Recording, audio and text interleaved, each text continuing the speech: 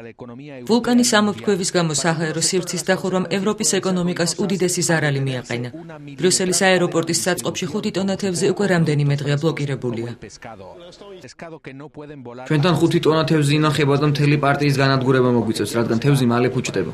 შექმნილი ვითარების გამო შეკვეთილ პროდუქტს დანიშნულების ადგილზე ვერ ვაგზავნით. სერიოზული ზარალი განიცადა აგრეთვე ისრაელის ყვავილების ავიაგადაზიდვის კომპანიამ. ჩვენ ყვავილების რამდენიმე კონტეინერი გავხსენით. ტემპერატურამ უკვე 30 გრადუსს მიაღწია, რაც იმას ნიშნავს, რომ ყვავილები მთლიანად გაფუჭდება. ამით კი კოლოსალურ ზარალს მივიღებთ.